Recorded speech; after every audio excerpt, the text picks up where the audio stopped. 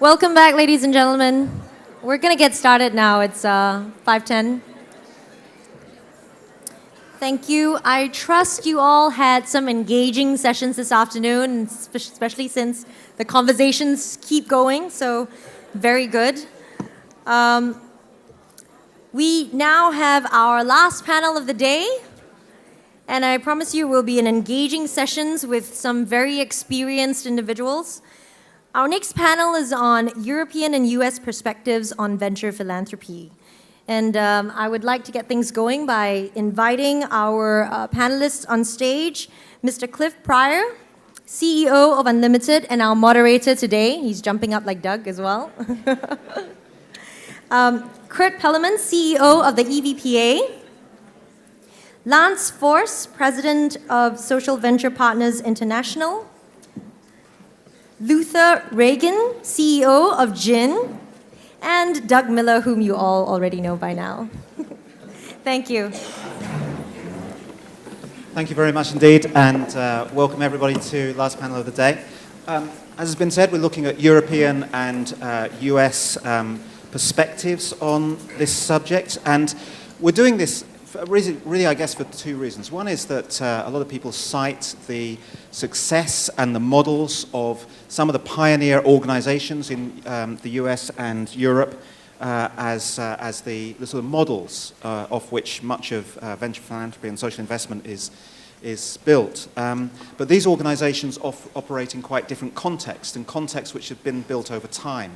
So what does the leading edge of venture philanthropy and social investment, impact investment, look like in the US and Europe? What does it look like outside of Asia? What lessons can be learned between the global regions? And how is it that some parts of the world have managed to move from a few pioneers through a movement to a community to what could be said to be a pretty fully functioning ecosystem for venture philanthropy and impact investment? Just before we hear from our fantastic panelists, just to remind everybody, we are looking at quite a spectrum here. We're looking at the spectrum of investees from charity through social enterprise to social business, and therefore we're also looking at the spectrum from venture philanthropy through to impact investing. And different parts of the sector will be looking different places in this spectrum. Different continents may be biased more or less to different parts of this spectrum as well, so worth bearing in mind. We're going to hear initially 5 minutes, ruthlessly timed, from each of our panelists in turn. We're then going to have open this out to questions, to audience question and answer, and we have a little test question at the end, just to sum up from our panelists. So without further ado, I'd like to start off by inviting Kurt Pelleman from EVPA to describe the situation in Europe. Yeah, good afternoon. It's my first time in Singapore, and it's great to be here. And what can Asia learn from Europe? On the basis of what I heard from Doug, from Simon, and from what I heard today, Asia is just doing very fine. It's impressive. Congratulations for that. But still, I was asked to say a few things about Europe. And voila, I'll start with this one, which is still pretty empty. EVPA was established approximately 9 years ago by 5 enlightened people from the private equity venture capital work, and Doug was one of them.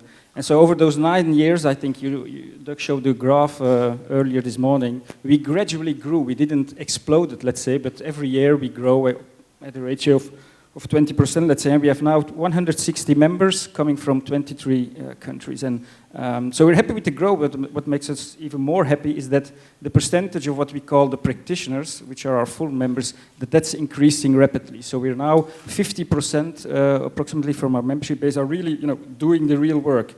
Either they're foundations or as investors, and 50%, which we call our associate members, they're supporting the development of the sector. So we're very happy about that development, and that means also had its consequences on how EVPA is developing, in the sense that in the early years, EVPA was very much focusing on promoting the concept so that more people would become practitioners. But as we have now already a large group of practitioners, we move on being really a community. And so basically what we want to do now is to be it's on the slide, to be the natural home as well as the highest value catalyst network of European venture philanthropists and social investors. And so basically what we define there as venture philanthropists and social investors are people who use private resources and venture tools to create societal impact. So that's basically the definition we have for venture philanthropy. And what we want to offer those group of people, and we want to offer that to an increasing number of people, is basically five building blocks. We want to connect them, we want to help them to build a deep understanding, facilitate learning, promote an appropriate use of the venture tools, and inspire the guidelines. And I have just a few graphs so that I can stick within my 5 minutes to explain a bit more about those 5 building blocks. So the first one is connect the organization. Just as in AVPN, also EVPA is a very broad church of people and practitioners. We have the foundations, we have the investors, they invest in youth, in culture, in Africa, in Europe, a quite diverse group of people. And we think it's very important to connect them and to find innovative ways to connect so that we can make the puzzle fit. The second part is build an understanding. I think even if we exist already 9 years, it was mentioned already a few times today also, we're still in a pioneering experimentation phase. And we're not yet even at the level of, that we have all the knowledge and we just have to distribute it. We're still at the phase where we need to build the understanding. And so understanding the mechanics, for that we have a knowledge center which is really focusing on that. That knowledge, we still want to offer that to our members and potential practitioners, so that they can learn through different formats. That can be classical, but what we think is crucial is things like this, but also in smaller groups, putting the heads together and develop creative learning opportunities. The fourth element of what we do, still crucial, is the promoting part. But we promote it, which is crucial. It was also already said a few times today, as an appropriate tool. Venture philanthropy is not a solution to everything, but it's a very appropriate tool for high-value services to solve specific societal challenges. And then the fifth element, which is a new challenge which we see coming up, that there are more, governments, which is important, start to play a more important role in trying to write regulations. There are more and more organizations asking and developing guidelines. And so we want, we have now like 70 practitioners within our network. We want to make sure that their experience are taken into account when other people are developing guidelines and regulations. So that's basically, in a nutshell, EVPA. Thanks very much indeed. And let's move on to US perspective. Lance, Social Venture Partners International. Great. I mean, we've talked a lot today about venture philanthropy, and it has the philanthropy part, which is really about capital, and it has the venture part, which is really about people and talent. So Social Venture Partners is really an organization of people just like you and I in this room that, work in the for-profit sector, they work in government, but they really ask themselves the question of, what can I do beyond my career, beyond my family and friends to give back to society? So the real concept is of legacy and a purpose, and it's a real problem for individuals. How do they get started? I mean, there is no college you can go to learn this. You got to learn it experientially. So what SVP is about is creating city-based chapters where individuals can come together around experiential learning of how to find, how to evaluate, and how to develop great nonprofits and social enterprises. So it's that experiential learning component. And the other good piece of it is the connection, because you're connected to hundreds of other people who think like you do that you wouldn't necessarily have crossed paths with, in your career. And then the third part is really then to engage with those organizations, to be able to help and advise them, to be a thought partner, maybe to join their board, and maybe to switch over into the sector after you've learned and decided that might be something that you want to do. So it's really that opportunity to basically get vocational training, on-the-job experiential experience while you're still working in a career. And about half the people in Social Venture Partners are full-time in the for-profit or government sector, and about half are recently retired. So we've got people from both sectors. And the concept is really a giving circle of giving some amount of money, but a lot of time and talent to the effort to be able to drive the success of these organizations. And the movement started about 10 years ago in Seattle and Silicon Valley with a couple of cities, and it's now grown to 32 cities in 7 countries. We launched in India a few months ago, and I was just earlier this week with a couple people in the audience in Australia launching in Melbourne. We'll be launching in China, the first of 10 cities in Beijing in October. So it's really turned into a global movement that we believe in about a dozen years from now will be in 200 major global cities around the world, and really is a way to increase productivity of the human species, because we're taking a lot of people who are engaged and paid by others, and our goal is really to release a tsunami of pro bono talent into the sector. That's a fantastic objective. Let's move on. Luther, and to hear your perspective, a more global perspective. Perhaps. Sure. Good afternoon. My name is Luther Reagan. I'm the Chief Executive Officer of the Global Impact Investing Network, also known as the GIN. And we are a global platform for local leaders. The GIN is a nonprofit organization that is really formed with a mission to help catalyze capital for social purpose. And we do that through mobilization, particularly of investors, and specifically institutional investors on a global basis. The particular chart, which was posed by Cliff just a few moments ago, showing the range of investment tools, if you will, from grant making to commercially focused capital, gives me an opportunity just to say that with respect to impact investing, we generally consider impact investments to be those transactions which may result in, for example, the return of principal. So it could be a recoverable grant, as an example, to a below-market investment to a fully market rate investment. So it's that end of the spectrum from, if you could, Lance, Cliff, from impact first to financial first, that is the case. When we were formed, the objective really was to lower barriers to entry for investors, to help facilitate the flow of investment capital.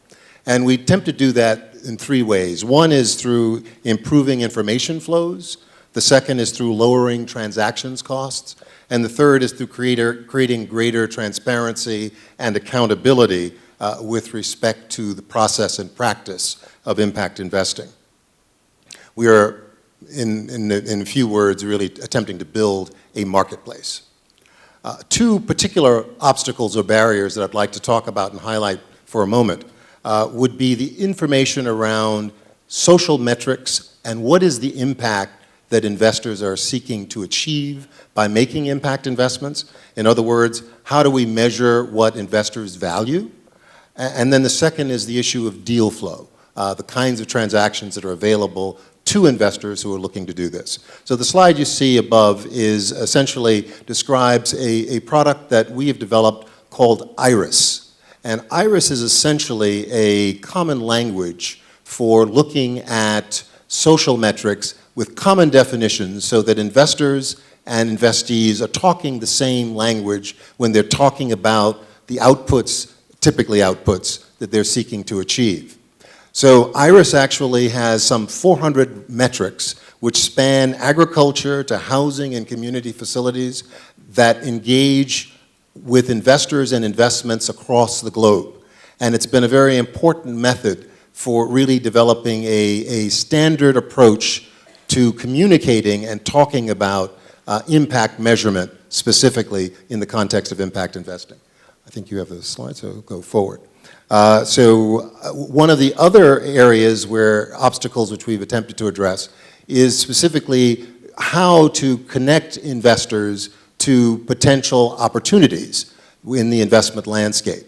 And in this context, we have, in the last 2 years, developed a product called Impact Base, which has presently over 250 investment vehicles, typically funds, but not exclusively, that an investor could today go to. And those are funds, for example, and investment vehicles that total some $22 billion in impact investment opportunities that are available to investors. And we've developed this because frequently the question was, well, this concept of impact investing is very interesting, but where's the beef? And the beef is in the ability to look at and see and consider and invest in transactions spanning many geographies, spanning many sectors, and spanning return hurdles that can be below market to fully commercial market rate. Thank you very much indeed. We'll now move on to continent number 3. Doug, who will talk a little bit about the situation in Asia. Would you like to?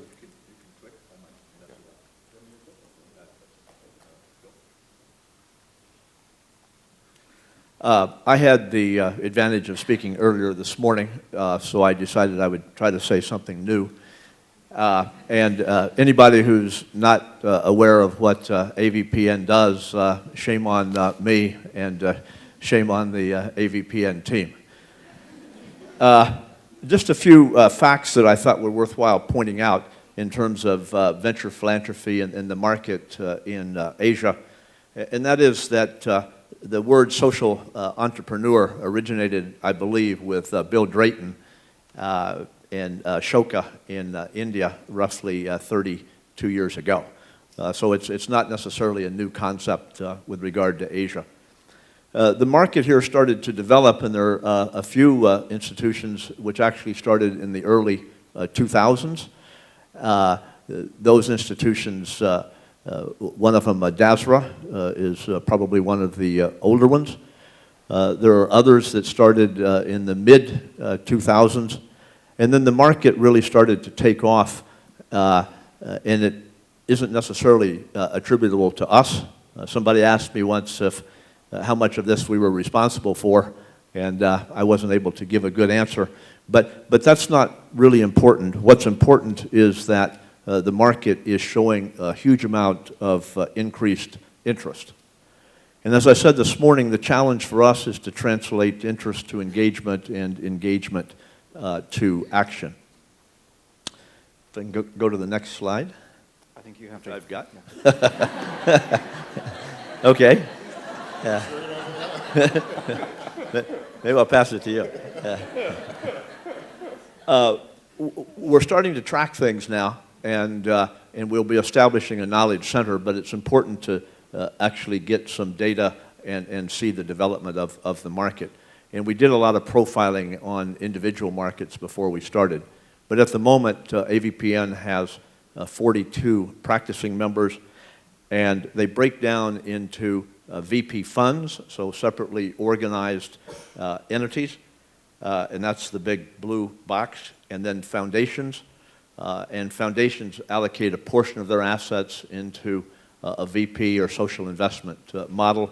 And then the third one, and the one where we think there's excellent potential, is in family offices.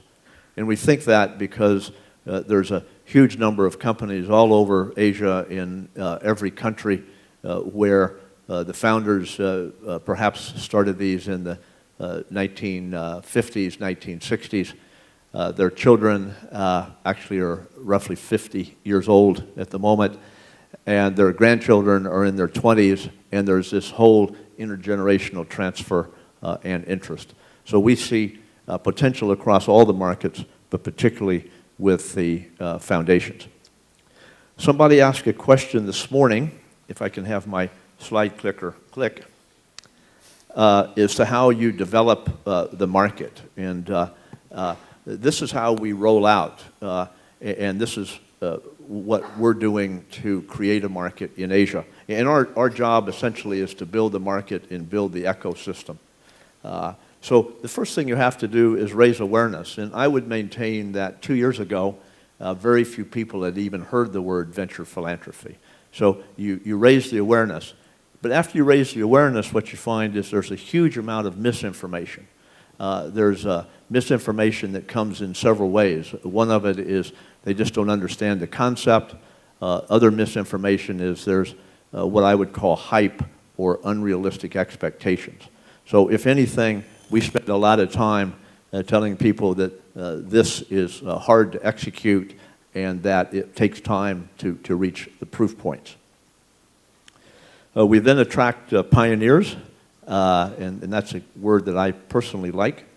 We facilitate the cross-border learning within Asia and from Europe and the US, and you're seeing that obviously today and tomorrow. The knowledge sharing, the sector-specific learning, and you've seen the breakouts that you've been to already. And then we actually want to help every new organization. So any pioneer who says, yes, I'm interested, but how do you do it? We're here to facilitate and actually hold your hand and help you through the process. So people who know how to do due diligence, who do performance measurement, and all of that. So when you're ready, we're ready. Engaging governments and multilaterals. We've actually got membership from the World Bank. Another question was asked this morning about engaging some of the big multilaterals. And Kurt and I were both at a meeting at the Shell Foundation, one of our members, about 2 months ago, I think, with the OECD. And they're interested in this and actually created, without any of our knowledge actually, a whole sector study on venture philanthropy, social investment. I had the advantage because I was an early founder of the EVPA to actually go visit SVP in 2002, so 10 years ago. We learned from them. We learned from New Profit. We learned from others. And then, so that effort is essentially 15 years old. In Europe, the effort is 10 years old. And in Asia, we would say that there were early adopters 10 years ago. But the industry, if you take our 42 members, the average age, practicing members, the average age is probably 3 years. So that's kind of the landscape study. That's really useful, and thanks to all our speakers for the insights, but also for keeping to time, which is really quite remarkable. Now, what I was hearing there was connecting people and capital. I was hearing about understanding and know-how. I was hearing about tools to make things easier, and also about this journey, the journey from early pioneers through to ecosystem. And that journey seems to be a bit faster each time. I wonder, though, whether it's also different each time and different in each continent, cultural circumstances, social, economic circumstances. So maybe if I can ask Kurt and then Lance, what would you describe as the prevailing model for venture philanthropy, social investment in Europe and in US? I'm sorry to disappoint you, but there is not one model, I would say. Well, when I thought about it, I was thinking, what are the characteristics of the not one model in Europe? And I find out, a few characteristics, and I would say it's diversity, humility, transparency, philanthropy, and energy. And the first one is diversity. I think there are a lot of very different approaches, being by foundations, being by investors, focusing on different type of teams, having different type of objectives. So I think the diversity of the space is really something typical for Europe. A second thing is the humility, and that's a tricky one, but I think it was crucial for the success of venture philanthropy, and I think for the sustainable success of venture philanthropy in Europe, that it was taken as a kind of appropriate tool, and also that I think the practitioners succeeded in remaining respectful to the other actors, in the sense of not saying that, non-profits, NGOs, they don't know how to do it, governments are bad, traditional foundations have no value. I think that's a risk you take by over-promoting the concept, and I think we succeeded in Europe in keeping the other actors in their value, and rightfully so. The third element is transparency. I think we're still experimenting with high expectations in very complex models. And if I see within EVPA, I'm really surprised when we bring our members together, the very big openness there is on the results, on the objectives. So I think, and that's highly important, that we can all learn from each other and learn not from dreams, but really from actions on the field. The other element, it's a bit, I think the terminology issue is very complex. You have venture philanthropy, strategic philanthropy, impact investment, social impact investment. I think within our approach was we don't want to get ourselves lost in those kind of definitions. But what is important is to keep the focus on what we call the soul of philanthropy in it all. And the soul of philanthropy is, love for mankind, as was already said today, but also, basically using private resources for the public good. So that remains the key of our spectrum. And the fifth is energy. I think there's I wouldn't say that Europe is the most energetic continent at this stage in the world. But at least in venture philanthropy and in the philanthropic part, I wouldn't say either that we're the most. But at least there's a lot of energy there, a lot of dynamism, a lot of people wanting to experiment, learn. So that's something that keeps us going already for 9 years, and which guaranteed that I'm sure will continue for much longer. Thank you very much. So, Lance, interestingly, Kurt had humility in his... So the US scene. The U.S. scene. It should be more humble. The U.S. scene. So a couple thoughts. So first of all, 15 years old, as Doug had kind of reminded us, and it's really the market is starting to evolve into an ecosystem where funders have really kind of thought about where their place is in that ecosystem. So are they an early stage or seed funder? And they're really going to specialize in anything from a business plan to an organization that has $1 million budget. Are they going to be a middle stage funder where it's already replicated to a certain scale, maybe to another city, or maybe it's reached the $2 to $5 million point, or a later scale? And we see, people bifurcating, and we see relationships developing over time where you can now hand off to other funders within that ecosystem. So I think that's kind of one axis, right, with those kind of three things. And then kind of on the other axis, you've got the different players. So you've got, individuals either by themselves or as groups and partnerships really kind of investing out of annual cash flow. So, I mean, they're making contributions where they haven't set aside endowments yet, and they're really, they're making money and they're giving that money away in real time. And then the next series is really the professional funds, like New Profit, that are really going out and raising Fund 1 of so many dollars and then Fund 2 of so many dollars, and that has a time horizon on it. So they're really trying to make that investment over a 3 to 10 year time horizon. And then you've got the larger endowed foundations. And in the US, there's only a handful that play in venture philanthropy, but they're very important, and they tend to be later stage funders because they have more capacity. But I think that's what's happened over time, and that ecosystem is still young, and that ecosystem is still developing, but it's really kind of a 3x3 matrix of foundations, professionally staffed funds, and individuals, whether individually or aggregated into partnerships by kind of early, middle, and later stage.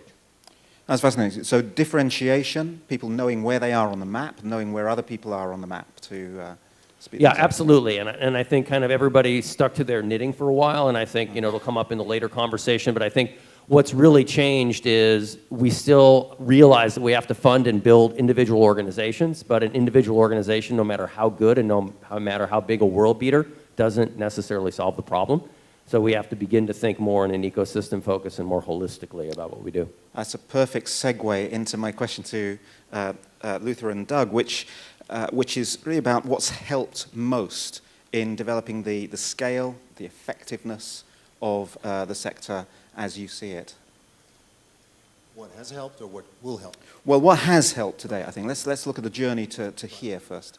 I think what has helped is the recognition that this practice, venture philanthropy as well as impact investing, has now really attracted significant players who have legitimized to a very significant degree this area of practice.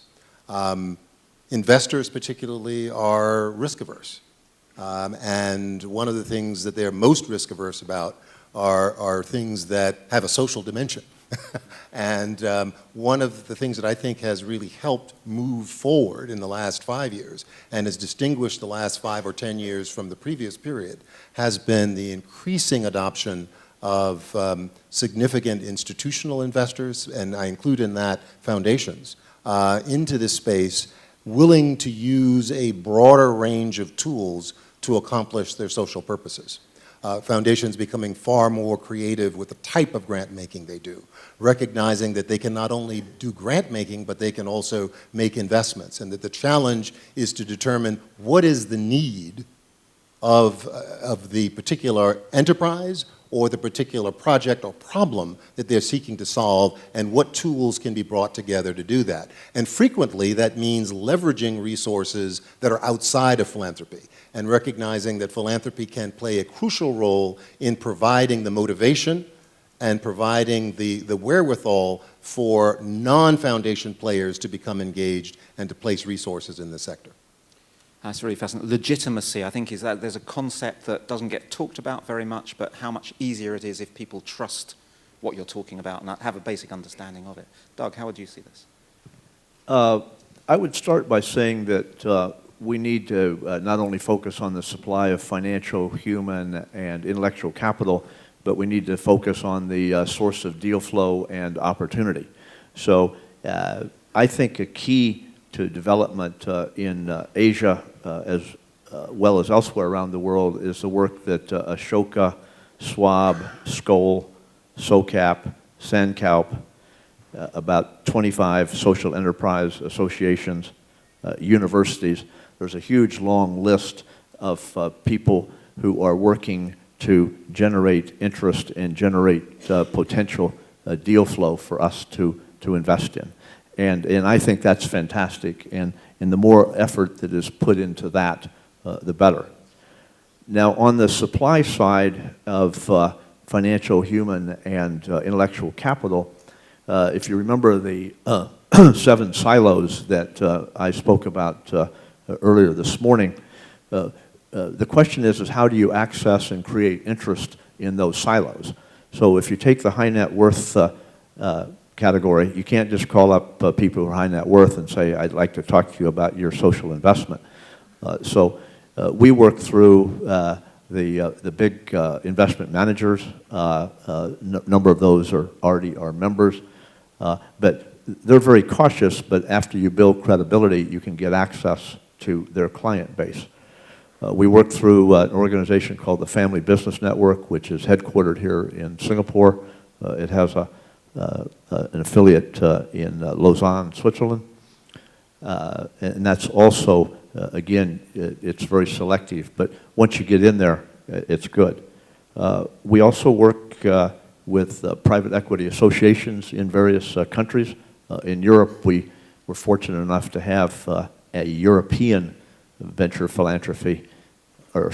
capital association. In Asia, we have to do it on a country-by-country basis. We work with universities, and they're all doing work.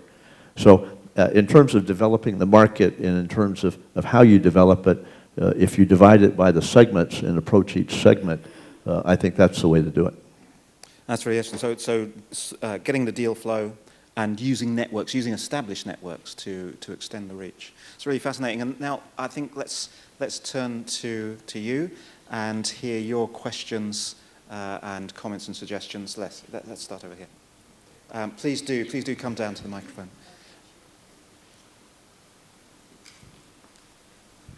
I just want to say thank you very much. That was very interesting. I was particularly interested in what you said, Luther, about the rate of return, that some investors will accept a lower rate of return, particularly if you're going into new markets like China, where I believe you're opening. I really wanted to ask you, how flexible are your investors as regards rate of return in new markets? The reason I'm asking this question, it arises from a very specific incident. I'm running a non-profit education project in Beijing. One partner is government, one partner is foreign investors.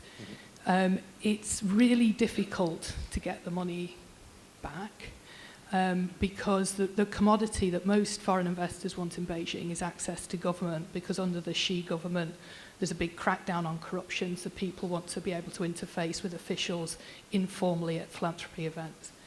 So what I came up with, I mean, on the same day, in the morning, the law firm that I work for accused me of being in contravention of FCPA, Foreign Corrupt Practices Act, because I'd paid for a flight ticket for an official to join our opening.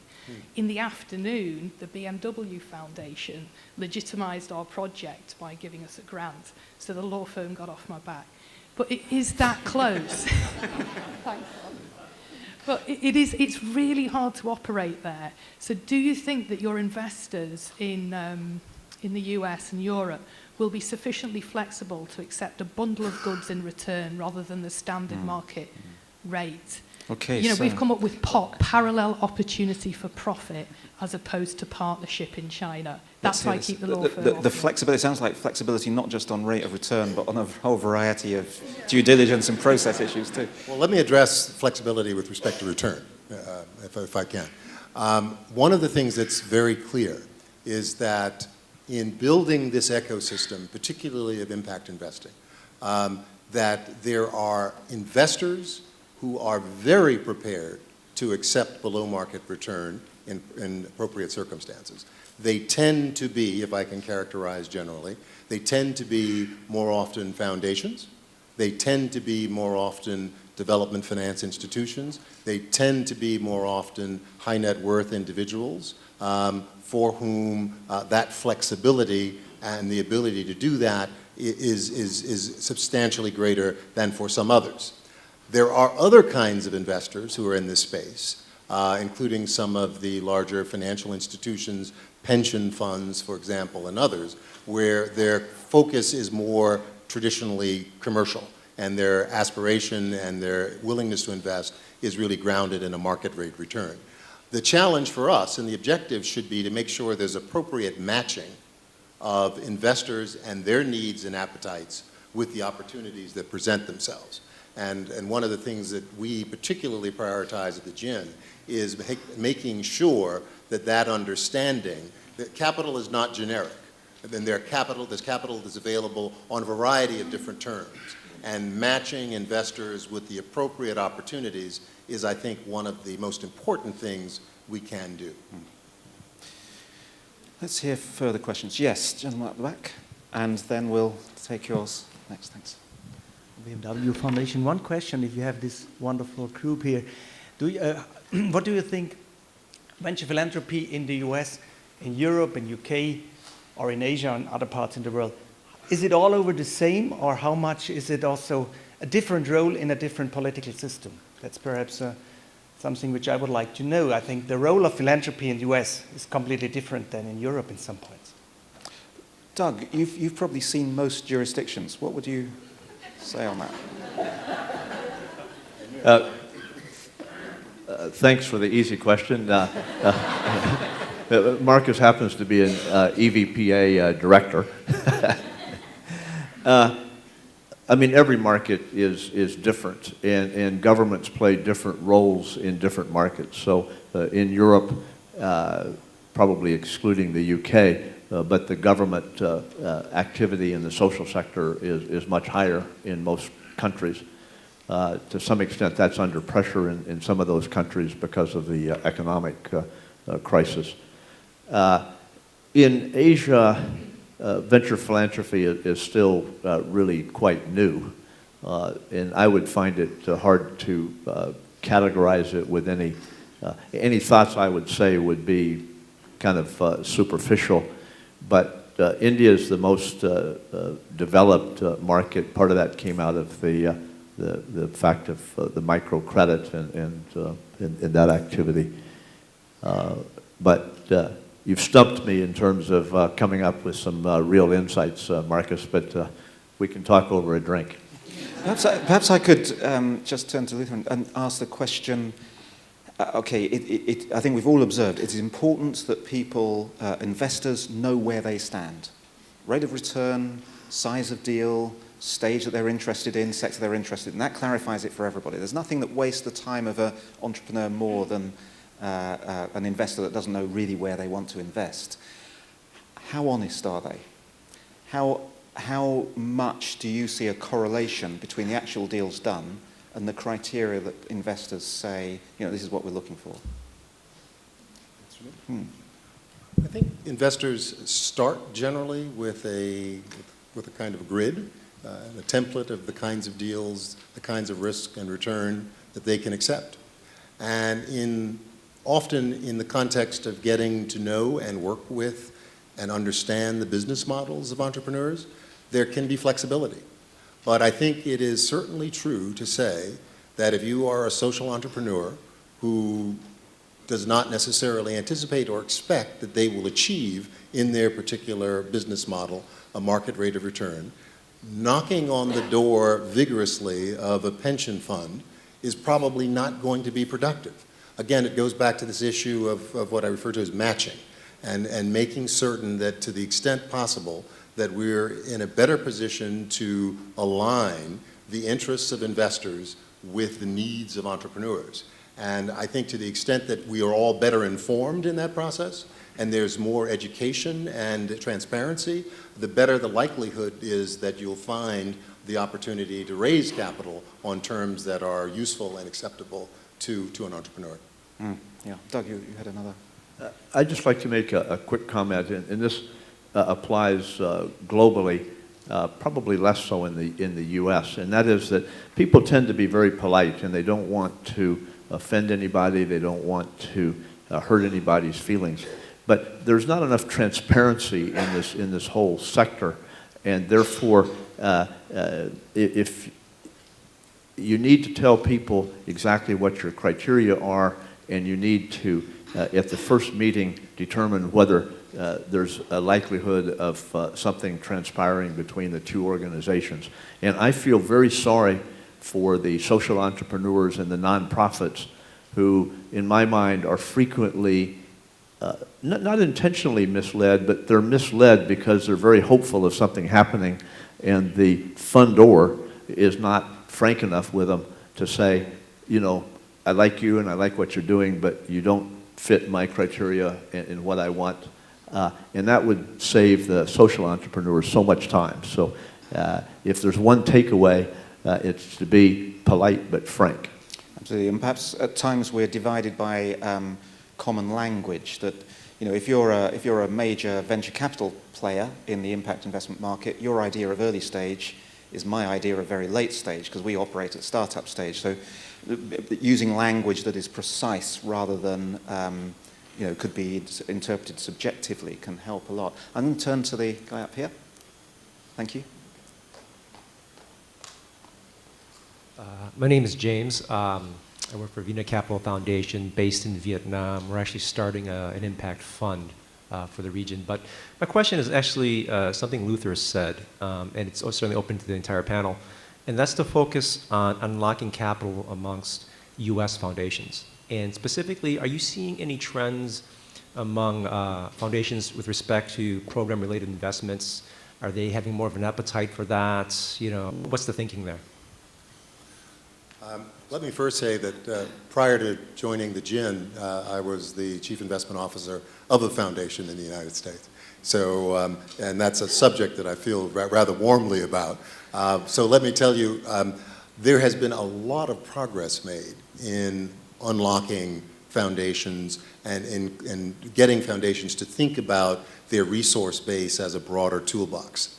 Having said that, if you look at the number of foundations in the US that are actually making PRIs today, the number would be perhaps less than 10% of the total number. But that is vastly more than there were 5 to 10 years ago. So we are seeing more PRIs, more PRI dollars, more foundations making PRIs, more foundations on the path to considering them, and particularly, it's very interesting, a foundation like the Gates Foundation, which several years ago, its leadership was quoted in the newspaper in the Los Angeles Times saying they don't believe in any of this mission and impact investing at all, now has $1 billion PRI fund. So change is possible, and that's one of the things we have seen. So yes, there is more occurring, both with respect to PRIs and with respect to foundations that are using portions of its endowment for the purpose of making impact-oriented investments. Kurt, your organization has a lot of foundations in membership. What do you see in the European setting? Similar things, I would say. I think that there's definitely an evolution, but it's not as quickly as we would want, and probably as quickly as society needs. But progressively, yeah, more and more foundations are, I just have to repeat yourself, are looking at it, are starting with it. So there's a positive trend, but it could go quicker, I think. What are the obstacles that hold it back? Are they regulatory? Are they credibility? Are they? I would say it's a mix of things. Probably it's also a question of the returns they would like to have on their endowments. It's the newity of it. I think the committees who decide on it are still probably very much financial people, maybe but still more conservative. So there's a whole education to be done also. I think there are some regularity and clarities also. So it's a mix of issues. Excellent. Lance, what do you see? Well, I was just going to add to that. I mean, part of what we see in the States is part of what's driving what Luther is talking about is organizations that are in the portfolio of those foundations that they're already making grants to. And as those organizations go through growth capital campaigns, you're seeing a higher percentage of the growth capital come in the form of debt. Excellent. Let's take another question. Yes, please.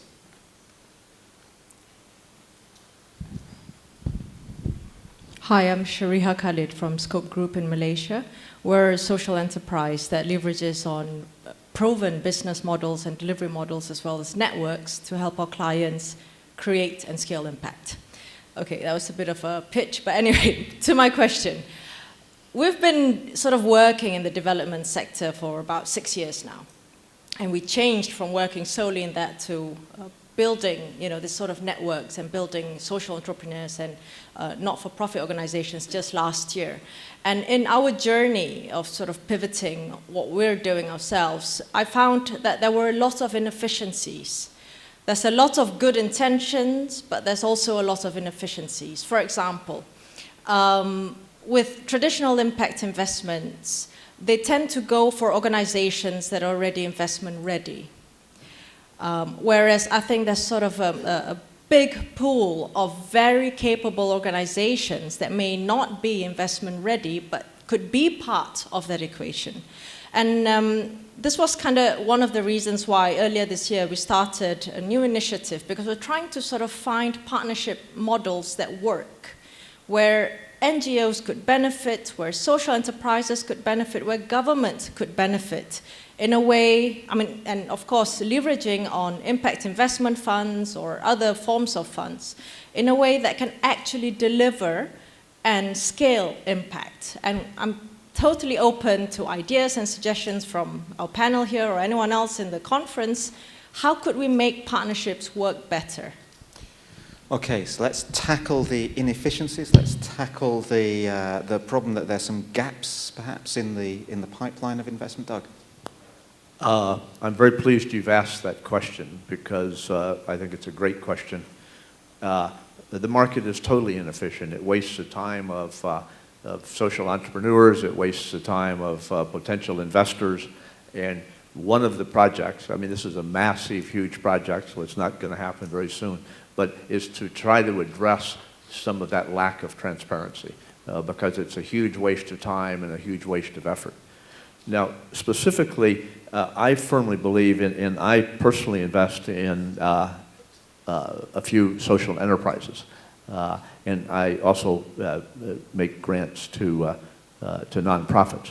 But almost every social enterprise I've seen actually requires philanthropy, soft money or patient capital or soft loans for probably the first 2, 3, 4, I've got one for 5 years.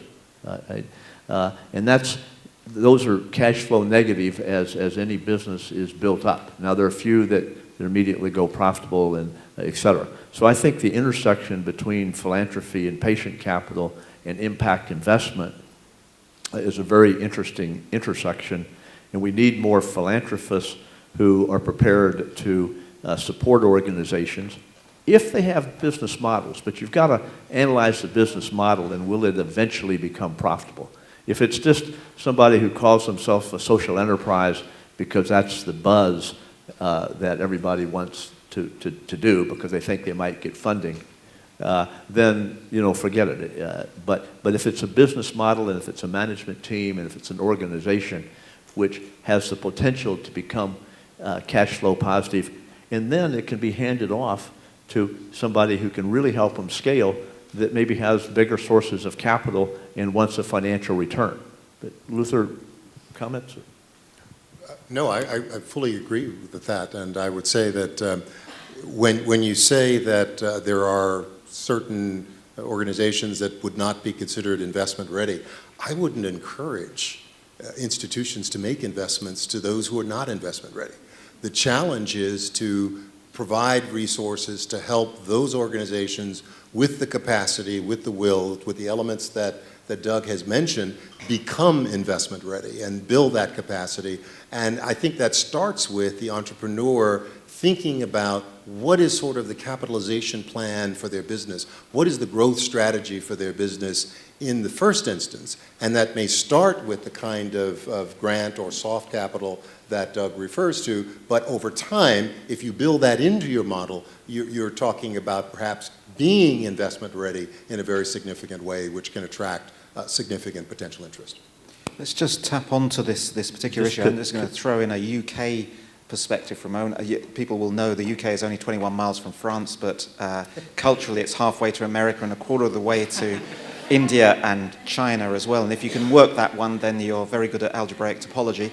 But in the UK, there is such a gap in very early stage investment, the equivalent of angel investment, that the majority of high growth potential social enterprises are now going commercial, not social. So the social investors are sat there saying there's no deal flow. Why is there no deal flow? And it's because there's such a gap in social investment at that earlier stage that people are going to commercial angels and going off on a different path. And I do wonder if there is a challenge. There's a challenge that's widely made. Social investment used to be the solution to the challenge of scaling up social enterprises that have successful impact. Now, social enterprises are becoming the solution to social investors that cannot find anything to invest in. Is that a fair challenge? Is that a fair challenge? Lance? I was going to say, I mean, in part to the answer to that question is that we're really hurting from a lack of transparency. So, I mean, if you go to the for-profit sector and the tech sector where I came from, it's so apparent what you need to do, because if you want to make a hardware company, you have a peer group. A peer group is 5 or 10 companies, and you know what the path is, and you know what metrics they hit. And if you hit those, you're fundable. And here, it's just a mess, right? There is no transparency. So, I mean, one of the things you can try to do is build these communities on a country basis and really kind of begin to set some kind of standards, right? Because I think that's what's really missing here, is there's no even ballpark of what standards could be. And I think that's what has to start to emerge. Okay, so transparency, standards? Yeah, absolutely. I think there's also a question of matching. I think there's, and Luther said it already, I think there's enough money, there's enough organizations, looking for money, but they're not always well matched, or they don't easily find each other. So I think there's definitely hard work to be done on that element also. Doug? Just a quick comment, and that is that we always tend to immediately drop into where's the money. But it's actually the human capital and somebody helping this organization with their business plan, with their operating efficiencies, with their market studies, and all of that. And that's also going to be very key in terms of attracting both philanthropic capital as well as ultimately impact investment. That's an interesting observation. Something that we've seen from an analysis of early stage investment is that investment readiness, not only is it not correlated with time since the inception of the enterprise, it's actually negatively correlated with time since the inception of the enterprise. That the people who are most investment ready are often the people who've come into it knowing what investment is about and what they have to do to secure investment. So that's more a skill, confidence, knowledge issue than a timeline issue. Yeah, I just want to complement that basically. But when I was referring to the matching, I think it's also often a level of terminology and linguistics that people are using. I was sometimes in meetings between social entrepreneurs or social businesses and potential investors, and they wanted the same, but they couldn't figure it out because they were using different words and different terminology. So there's a kind of translation system that needs to be invented for that. It definitely feels like there's a growing need for a Class 101 primer in the language of all of this and what it actually means. We had another question, please.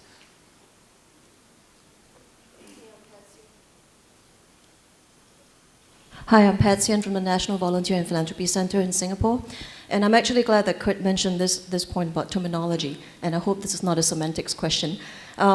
We follow very much the development of IRIS because we're really glad to see that there is a common understanding of social metrics, that is a common way for investors and investees to speak with each other.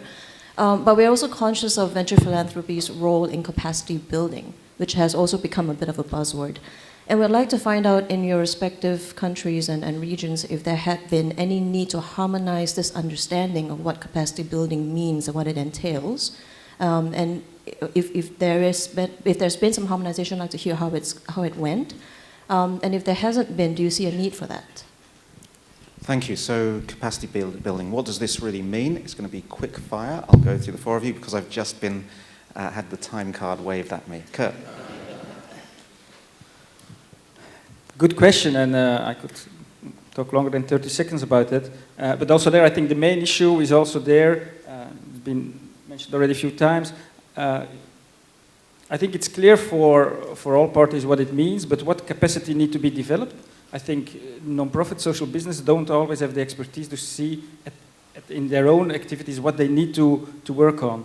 So also there, the first step is basically help them to analyze which capacities I as an organization need to develop more, and that's the first step that sometimes is forgotten by the investors or the foundations. Lance. Yeah, I mean, I think the whole field suffers from a need for marketing and branding here. I mean, we really have to distill down the language. I mean, I think where capacity building has worked best in the United States is where the human capital part of it has included not just advisory and consulting services, but actually board seats.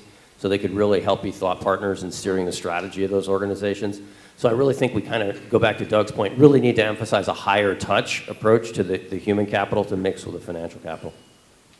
Thank you. Luther. I would only add in response to the question, I don't see any significant harmonization trend at the present time, which is unfortunate, and it's an opportunity. Doug. I'm not sure if I'm adding anything or just repeating, but you got to know where you are before you can determine where you want to be. And most people are not realistic about where they are. So capacity building should start with a very detailed assessment of strengths, weaknesses, opportunities, and then decide, okay, is it the financial part, is it the IT part, is it the accounting, is it operational improvement, is it marketing, et cetera, and then bring in, and probably can't afford, but there's a lot of people, and we engage with companies in CSR, and these companies got all across the whole spectrum of things that you need, and they've got people who are volunteers. And with due respect to anybody that's under 30, take a volunteer who has got 10 years of experience. Although those volunteers then have to be culturally sensitized that if you're coming from General Electric or Mitsubishi, what works there is probably not directly relevant for a 5-person organization. That does trigger one comment I'd make on this capacity building is that we talk a lot about investment readiness. In the UK, we've also started to talk about investor readiness. New investors need that sort of primer, that understanding of the social sector, some of the language, the metrics, and so on, just as much as the social entrepreneurs do. Now, we are getting towards the end, and I'm just going to ask our panel very quick fire. If there was a top challenge to future progress you would observe in your area of work, what would that be? And if there was one development you would share, you think is worth sharing across continents, what would that be? Kurt? On the challenge, I would say managing expectations from all involved, and then I mean as well, financial expectations, but definitely also social impact expectations. And on the new trend, I would say in Europe, the kind of innovative ways how we start to collaborate with governments and how institutional actors are taking a lead. You have the example of the social impact bonds, and also on the EU level there are some new evolutions which are quite interesting.